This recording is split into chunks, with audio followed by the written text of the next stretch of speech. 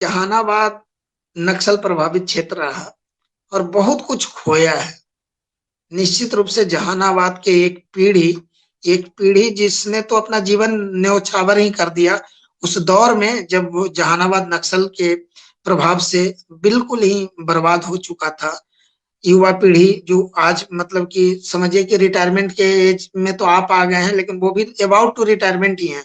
लगभग लगभग जो 90-91 में स्कूल जाने के दौर में हुआ करते थे, वो सारे लोग आज कहीं ना कहीं बेरोजगारी का दंश झेल रहे हैं या कहीं ना कहीं बर्बादी का दंश झेल रहे हैं।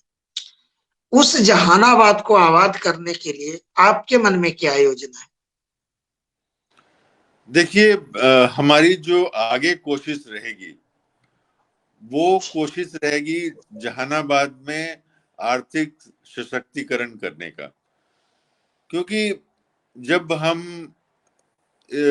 तमिलनाडु में हमने अपना पूरा करियर दिया और एक डेवलप्ड स्टेट का मॉडल जो हमने देखा कि क्या है जो यहाँ पर डेवलपमेंट है और हमारे यहाँ उस स्तर का विकास क्यों नहीं है, तो ये बात हमें हमेशा कचोटता है। और दूसरा जो हमें बहुत कचोटता है वो होता है हमारे जो अनस्किल्ड माइग्रेंट लेबरर्स जो हैं, जो प्रवासी मजदूर हैं। आप प्रवासी होने में कोई बुराई नहीं है, आज प्रवासी भारतीयों की का बहुत सम्मान हो रहा है विदेशों में, लेकिन हमारे जो अनस्किल्ड हैं, मजदूरी करने आ रहे हैं, जो जीवन यापन करने आ रहे हैं, तो ये बात मुझे बहुत खलती है। और मैं आगे जो मेरा काम रहेगा वो यही रहेगा कि जहानाबाद में, चूंकि जहानाबाद एक खेती प्रधान डिस्ट्रिक्ट है, जहानाबाद अरवल, तो कुछ ऐसा किया जाए ताकि वहां पर कुछ खेती में कुछ एक्सपेरिमेंट हो, लोगों की आय बढ़े किसी न किसी तरह से, और उसके साथ साथ कुछ व्यवसाय जैसे माइक्रो मिनी इंडस्ट्रीज हैं। अब आपने देखा होगा चनपटिया में कोरोना के दौरान जो वहाँ के एक बड़े अच्छे डीएम थे, मुझे नाम याद नहीं आ रहा है, जिन्होंने प्रवासी मजदूरों का स्किल का इवैल्यूएशन करके और वहाँ एक बहुत अच्छा इकोसिस्टम बनाया और कई सारे यूनिट्स वहाँ पर लगे हैं। तो अगर ये काम चनपटिया में हो सकता है तो जहानाबाद अरवल में क्यों नहीं हो सकता है? शायद और महिला जहानाबाद, डीएम थी क्या? नहीं हमको याद नहीं, महिला नहीं, शायद कोई पुरुष ही थे।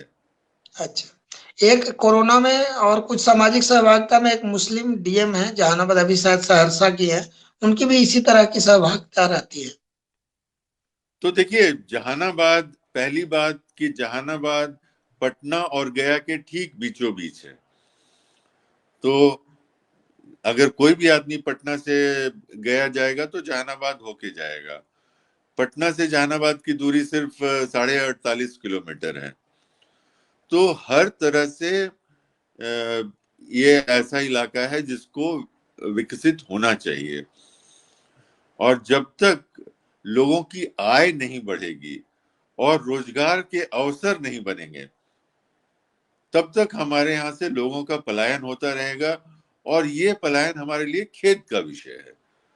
तो मेरी जो सेकेंड इनिंग्स जो होगी आगे में, उसमें मेरी पूरी कोशिश होगी कि लोगों का की जो अभी आय है उसमें कैसे वृद्धि हो और स्वरोजगार को कैसे बढ़ाया जाए, ज्यादा से ज्यादा लोग अपने ही यहाँ पर रोजगार में कैसे जुड़ें, और कम से कम लोग बाहर जाएं, डॉक्टर्स जाएं, इंजीनियर्स जाएं, अच्छे पोजीशन में जाएं, नाम कमाएं, बहुत अच्छी बात है, लेकिन मजदूरी करने के लिए नहीं, सिक्योरिटी गार्ड बनने के लिए नहीं।